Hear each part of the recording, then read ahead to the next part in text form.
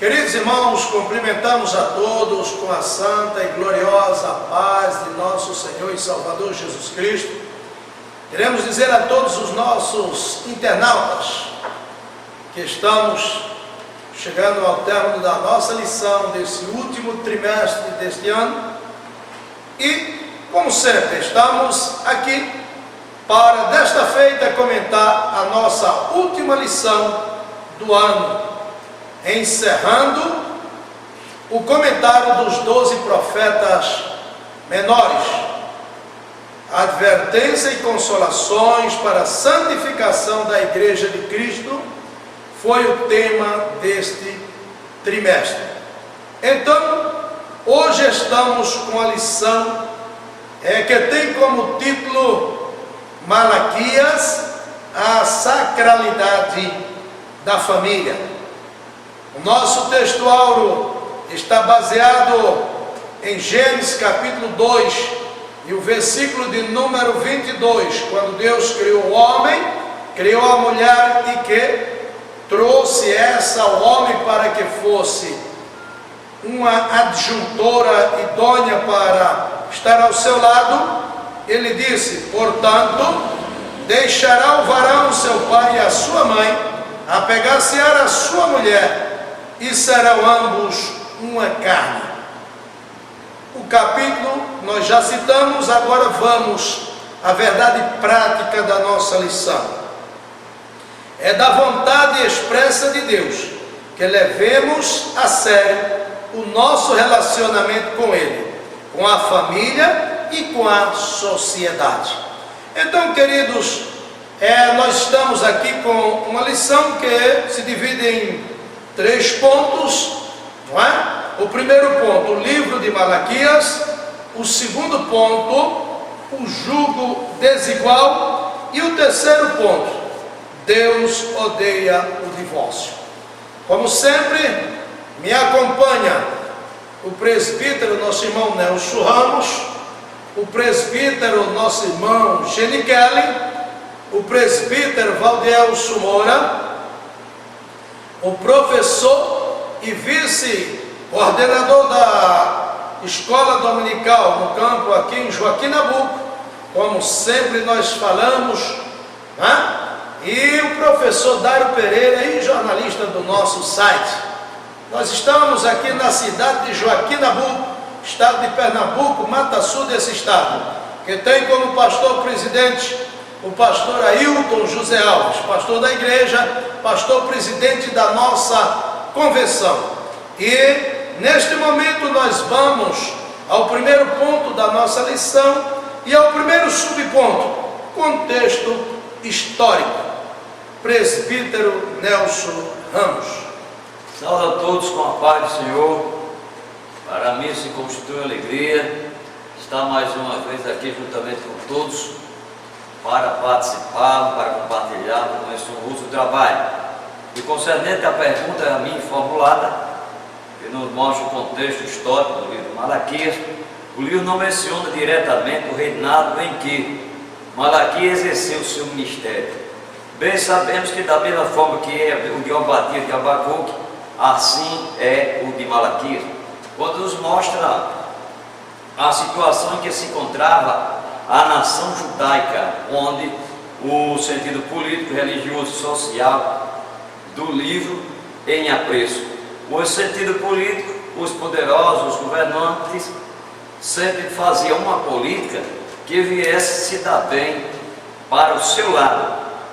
E o religioso, os sacerdotes, não estavam cumprindo como era para se cumprir concernente à lei estabelecida na Bíblia Sagrada. E o social encontrava-se menos favorecido ali os órfãos, as viúvas e os jornaleiros, que eles trabalhavam, eram oprimidos por esses governantes. Mas nos mostra também que a profecia mostra que o templo de Jerusalém já havia sido construído, reconstruído, e a prática do sacerdote não estava sendo de acordo com a palavra de Deus.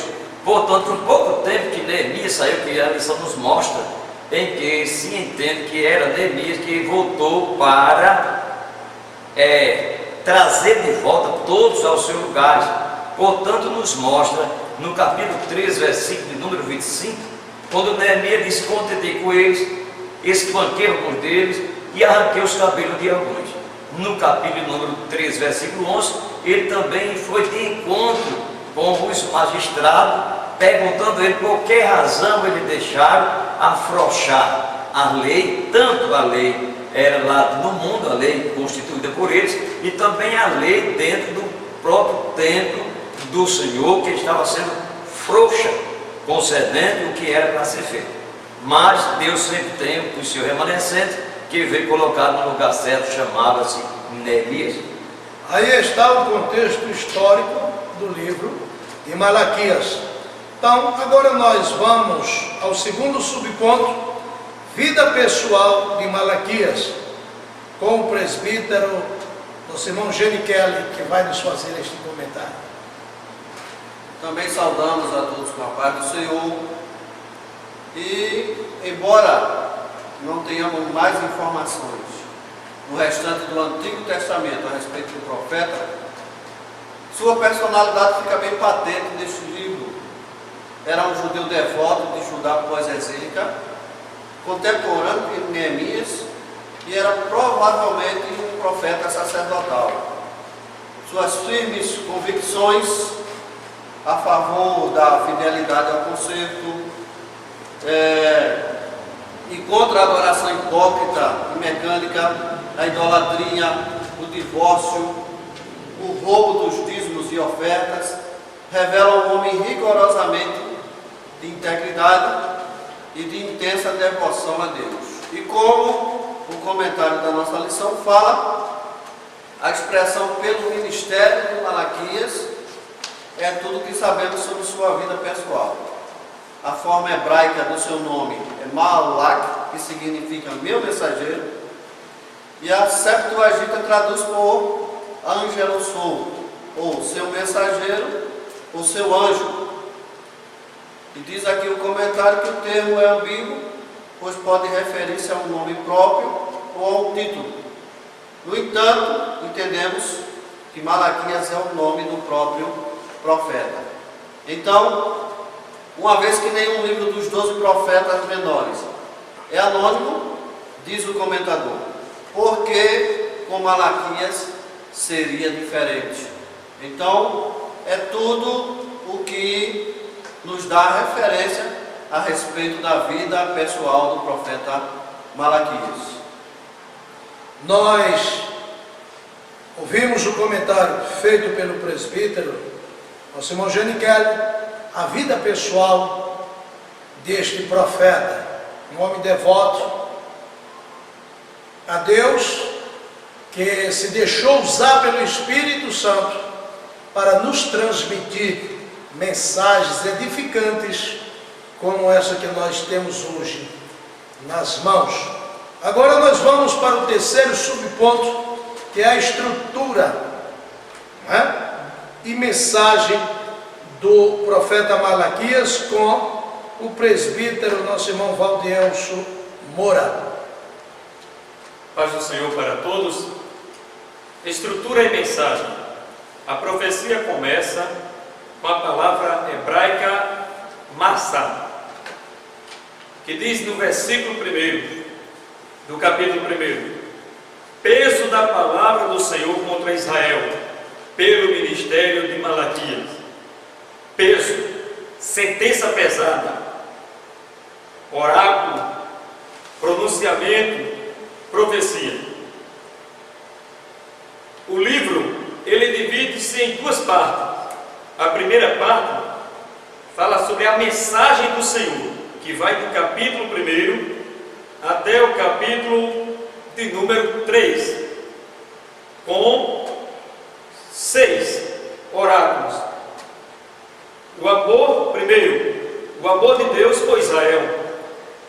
Segundo, pecado dos sacerdotes.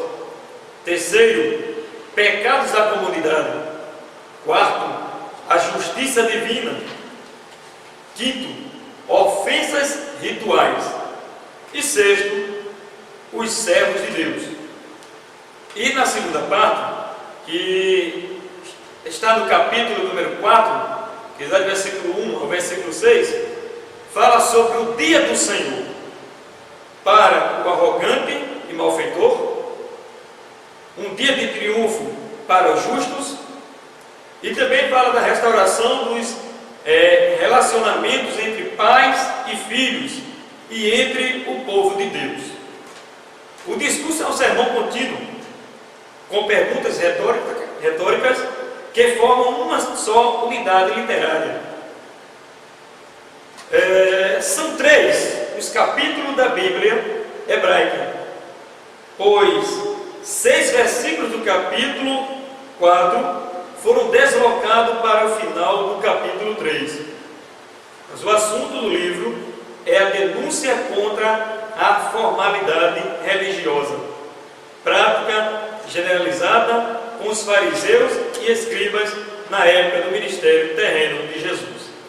Quando nós abrimos a Bíblia para falar do livro de Malaquias, passa logo na mente, é o dízimo, vai falar sobre o dízimo, mas nós olhando o que realmente está escrito, nos trazendo essa mensagem, o propósito maior aqui é justamente concernente à família. A família que é uma instituição de Deus. Então, pare para olhar um momento o livro, vá examinando e veja que a mensagem aqui está não direcionada simplesmente ao dízimo, e sim à restauração das famílias. Nós louvamos a Deus, pois a palavra de Deus, ela tem o seu rumo certo, o alvo certo, para quem ela é enviada. Nós vamos agora ao segundo ponto da nossa lição, quando fala o jugo desigual. E o primeiro subponto fala da paternidade de Deus com o presbítero, nosso irmão Gene Keller. Então, presbítero, nos comente este ponto. Uma das revelações mais maravilhosas da Bíblia é de que Deus é nosso Pai. A Bíblia nos diz, na carta escrita aos Gálatas, capítulo 4, versículo 6, que nós recebemos o Espírito de seu Filho, pelo qual clamamos, ou podemos clamar, Abba, que traduzido significa Pai. No livro de Jó, o próprio Jó, ele declara: eu te conhecia só de ouvir, mas agora os meus olhos te veem. Então, quantos de nós temos conhecido esse Deus Todo-Poderoso só de ouvir falar e desconhecemos na prática a sua paternidade? Além de ser Todo-Poderoso, Ele é Pai e assim quer ser conhecido. Deus, Ele quer que você conheça Ele como seu Pai. Em que você pensa quando ouve a palavra Pai? Pensa logo em proteção, provisão, afeto e ternura. Deus se revela na Bíblia como um Pai gentil, perdoador e intimamente envolvido com os mínimos detalhes da nossa vida. E é assim que Deus quer ser conhecido na minha e na sua vida nos dias de hoje, como um Pai amoroso. Referente à lição, a paternidade de Deus está diretamente relacionada ou ligada com Israel, no Antigo Testamento. Mas nos dias de hoje, a paternidade de Deus está ligada intimamente com cada pessoa, comigo, com você. Deus quer ser seu Pai também, e Ele quer morar na tua vida, e que você quer que você tenha certeza de que Ele é seu Pai e que você também é filho dele em Jesus Cristo, que é o primogênito Filho de Deus. Nós louvamos a Deus que Ele é um Pai bondoso, misericordioso e que se compadece dos seus filhos. Então, eu quero te dizer neste momento, já acrescentando este ponto, que Deus, Ele é misericordioso. Nós vamos agora ao segundo subponto, a deslealdade com o presbítero, nosso irmão Nelson Ramos, que vai nos fazer o comentário. Sabemos que a palavra deslealdade é o contrário de lealdade. Como foi imposto por Deus a lei e o conserto para que o seu povo viesse prosseguir em todos os tempos, mas eles vieram traiçoeiramente trair o seu próprio Deus, quebrando o conserto que na qual o Senhor havia estabelecido lá no Sinai, que era o seguinte: era a proibição de eles casassem com mulheres estranhas ou vice-versa. Por essa razão, Deus não se agrada de mistura, não pode haver um julgo desigual entre o povo de Deus. Por isso, Deus sempre Ele está mostrando o caminho para que o homem venha prosseguir na sua presença, trilhando no padrão da sua palavra, no conserto que Ele tem estabelecido para cada um, que foi no Velho Testamento e também no Novo Testamento. Nós acabamos de ouvir um comentário sobre a deslealdade, que é algo tremendo. O presbítero, ele comentou sobre a paternidade de Deus, a deslealdade a este Pai. É algo que nós não devemos deixar acontecer. O casamento misto, casamento misto com o professor e auxiliar Dário Pereira, que vai nos fazer este comentário. Saúdo a todos com a paz do Senhor. Bem, meus amados irmãos, estamos felizes por mais uma participação aqui nesta aula dentro da sua casa, a fim de esclarecer concernente a muitos fatos da nossa lição. E neste assunto, casamento misto, nós podemos perceber que o que é um casamento misto? É uma união matrimonial de um homem ou uma mulher com alguém descrente. Se não fosse o caso da presença da pessoa descrente, até então seria um casamento normal. Mas quando há um jugo desigual, quando há uma pessoa que não crê, não partilha a mesma fé, então passa a ser um casamento misto, um jugo desigual. O profeta chama isso de abominação e profanação. E os envolvidos são ameaçados por ele, através da sua palavra, de extermínios, juntamente com toda a sua família. Abominação, o que é? De onde deriva? Esta palavra vem do hebraico, e a palavra utilizada para abominação é teova, e diz respeito a alguma coisa, a prática repulsiva, detestável e ofensiva. Abominar é ofender, abominar é detestar, é ir de encontro, é fazer com que haja um conceito diferente daquele que já foi estabelecido. O Senhor ama os que o amam. O Senhor aceita o jugo igual, porque Ele mesmo concorda com isso. E quando há algo diferente disto, que já foi pré-estabelecido por Ele, aí passa a ser detestável por Ele, passa a ser abominável aos olhos dEle. Diz mais, a Bíblia aplica esses termos à idolatria, ao sacrifício de crianças, como vocês já ouviram muito bem pelas nossas lições, quando se sacrificavam as crianças a Malcã, Milcã, Maloque e outros deuses. Daí a palavra deriva para Moleque, vem de Maloque. Esta palavra eram as crianças que eram sacrificadas a esse Deus em atos de sacrifícios, da qual o Senhor não se agrada, que eram repulsivos a Ele. As práticas homossexuais, dentre outras. Trata-se de um termo muito forte, nós sabemos disso, pois a Bíblia deixa claro, mas o profeta de Deus, Malaquias, ele coloca estes pecados e todos os outros que é denunciado através do seu oráculo, através da sua mensagem, no mesmo patamar. Não existe pecadinho nem pecadão, pecado é pecado. E a outra é a profanação, é a invasão daquilo que é sagrado, daquilo que é santo. Pois profano é aqueles que tratam o sagrado como se fosse algo comum. Quer ver um exemplo? Hoje em dia são poucos os que se lembram da característica santa que vem antes da palavra ceia. É a Santa Ceia, é algo sagrado, mas infelizmente poucas pessoas estão tratando-a como santa e outros já se esqueceram desta característica, deste adjetivo que é dado a este ato de comunhão e fé para com Deus. E diz mais, a santidade do Senhor que Judá profanou, pois diz respeito ao segundo templo, pois em seguida o oráculo explica a qualquer que ele ama.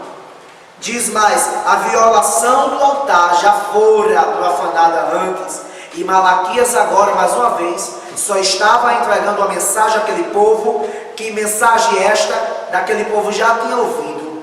E para finalizar, que eu ainda quero ler um versículo com vocês para refutar esta palavra, Malaquias considera o casamento misto como uma transgressão da lei que foi instituída por Moisés, quando disse, Judá se casou com as filhas de deuses estranhos. A expressão indica uma mulher pagã e idólatra, e mais adiante também inclui o divórcio. O presbítero, nosso irmão Nelson, ele citou um texto bíblico que eu quero citá-lo aqui também, rapidamente.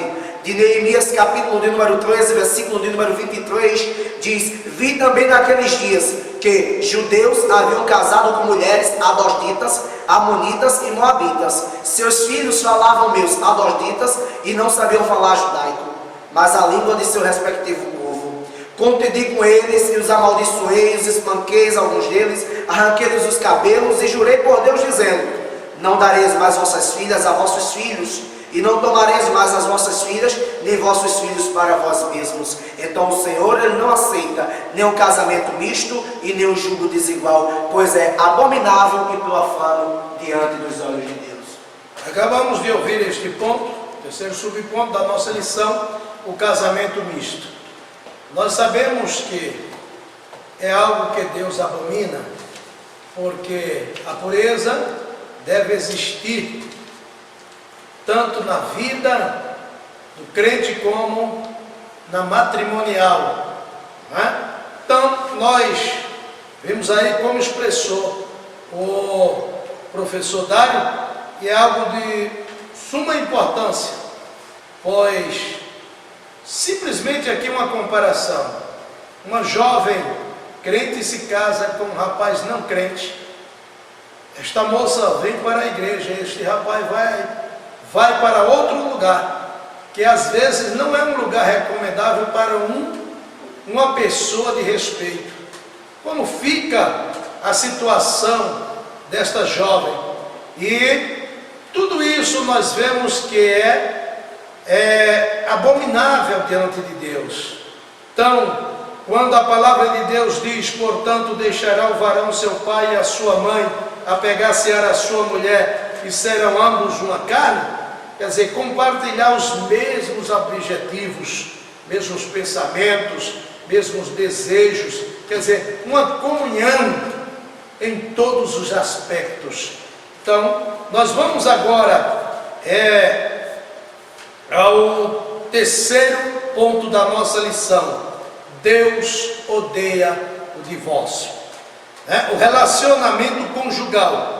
O presbítero, nosso irmão Nelson Ramos, vai nos comentar este ponto. Malaquias é o único livro da Bíblia que descreve o efeito devastador do divórcio na família e na igreja e na sociedade.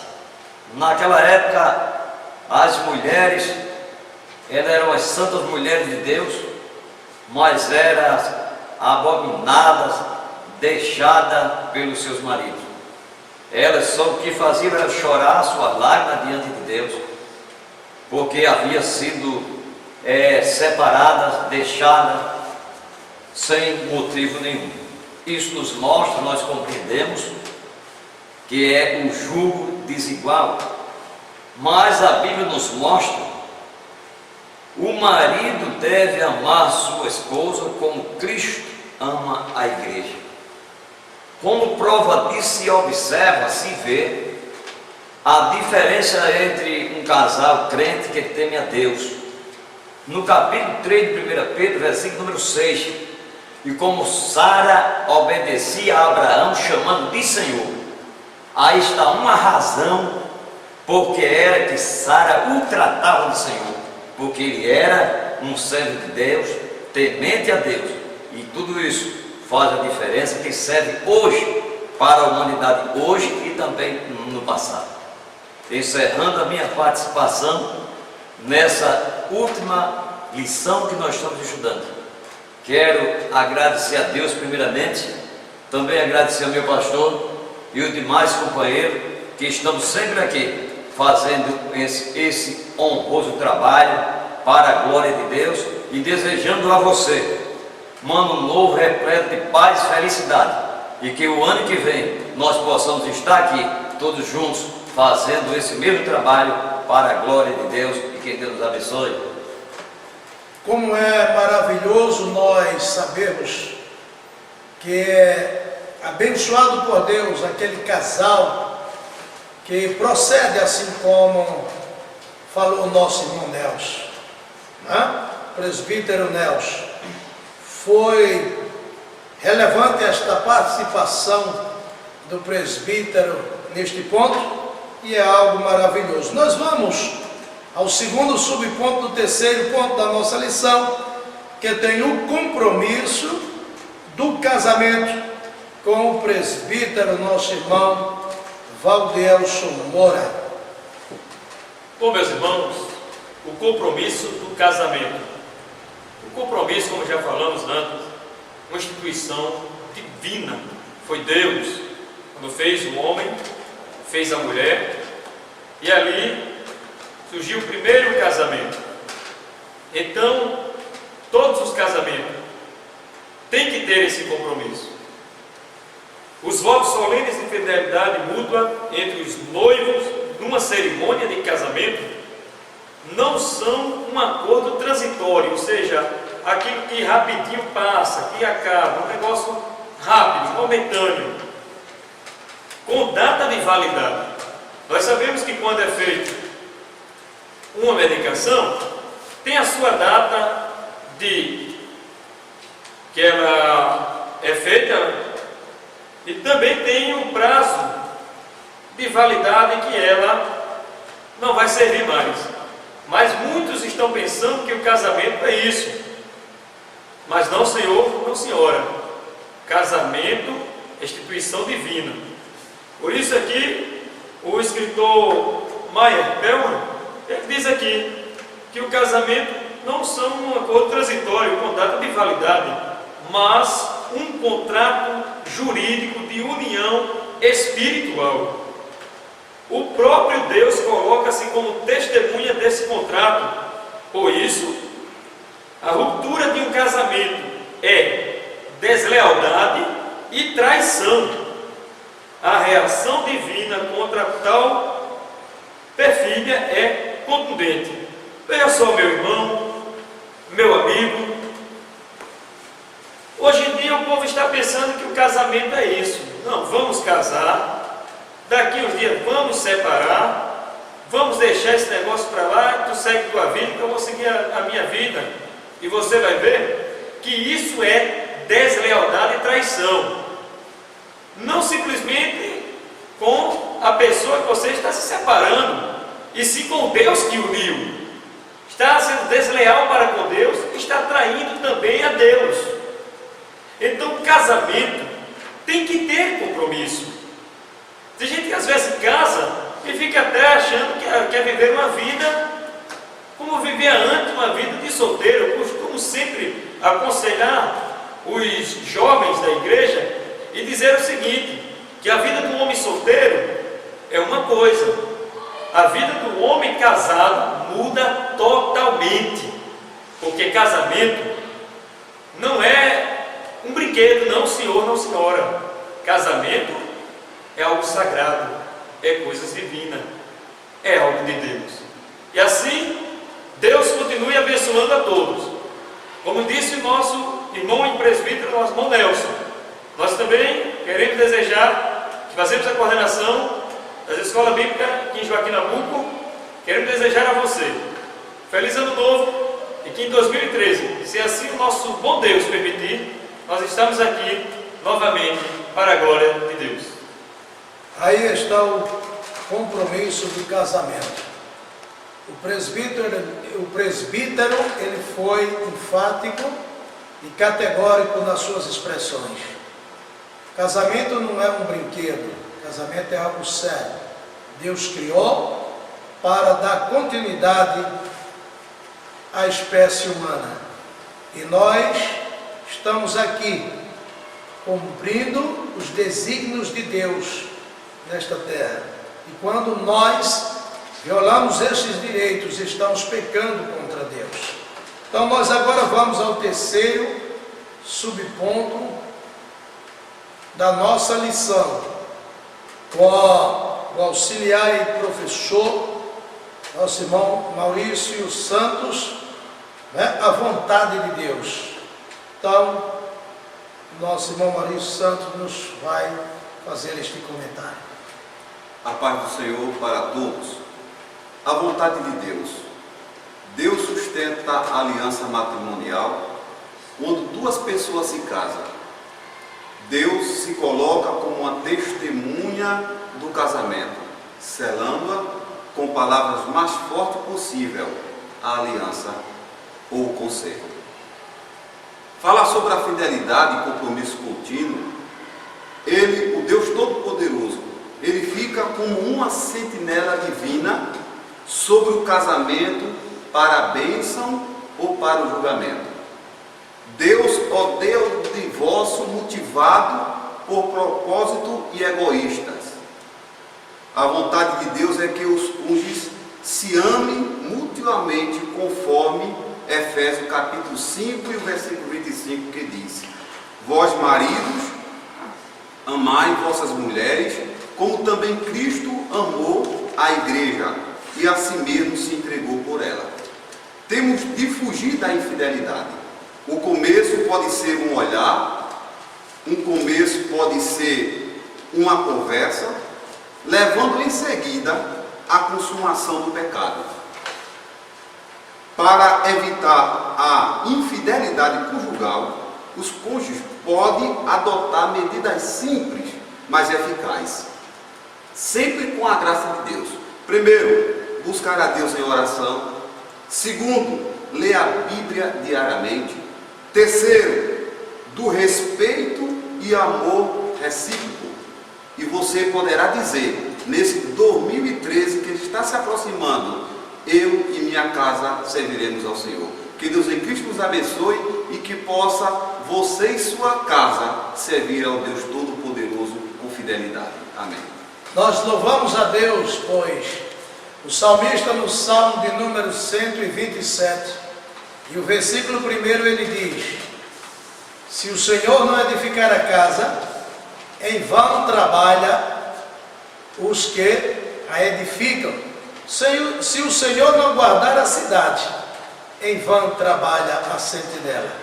Então, nós dependemos de Deus para manter uma vida conjugal feliz, e abençoada por Deus. Se tem algo lindo nesta terra, é a família, é o lar, pois se existem valores nesta terra, é a vida do ser humano. Então, e a vida, ela tem que ser vivida em sociedade. E a primeira sociedade em que nós devemos conviver é a família. E a família, quando ela é bem edificada, as demais coisas se superam. Então, queridos irmãos internautas em Cristo, nós vamos, neste momento, fazer uma rápida oração, pedindo que Deus abençoe todos os nossos internautas, todas as famílias, que o inimigo que veio para matar, roubar e destruir, seja repreendido em nome de Jesus. e que o Cristo bendito e glorioso, que veio para dar vida e vida em abundância, esse possa reinar em cada vida e em cada lar, no seio das famílias, em nome de Jesus.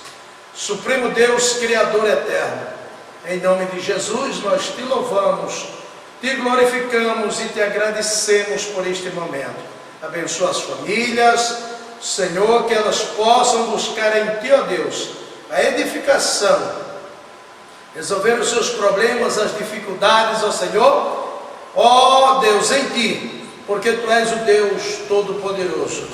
Meu Senhor, em nome de Jesus, abençoa cada pessoa que nos acompanha, em nome de Jesus, amém. Nós queremos neste momento concluir o nosso comentário. Desejamos a vocês que nos acompanham, que nos acompanham, que Deus vos dê um ano cheio de bênçãos, um ano cheio de prosperidade, de felicidade, que sejam dirigidos por Deus. A Bíblia diz: entrega o teu caminho ao Senhor e Ele fará. Então, se algo está necessitando, entrega o teu caminho ao Senhor. Então, que vocês tenham um ano cheio de bênção e um feliz Natal, nas bênçãos de nosso Senhor e Salvador Jesus Cristo, e que no próximo ano, se o Senhor Jesus Cristo nos permitir, nós estivermos aqui nesta terra, continuaremos em nome de Jesus comentando a próxima lição, que será nas primeiras semanas de janeiro. Fala sobre o profeta Elias e o profeta Eliseu. Que Deus continue abençoando. Queremos agradecer ao presbítero Nelson Ramos, companheiro de batalha, que tem nos acompanhado nestes comentários e nos trabalhos do Senhor. Companheiro, nosso irmão Gene Kelly, o também presbítero da igreja, companheiro neste trabalho, no trabalho da igreja e nos comentários das nossas lições. O presbítero Valdelso Moura, que tem nos ajudado, comentando também e nos ajudando no trabalho. O auxiliar Maurício Santos, que vem trabalhando e nos ajudando, colaborando com a obra do Senhor. O auxiliar e jornalista do nosso site, Dairo Pereira, professor, que Deus continue abençoando. O nosso cinegrafista, o nosso irmão Jairo Ângelo, e também o nosso irmão Afonso Henrique, em nome de Jesus. Que Deus continue abençoando a todos, em nome de Jesus.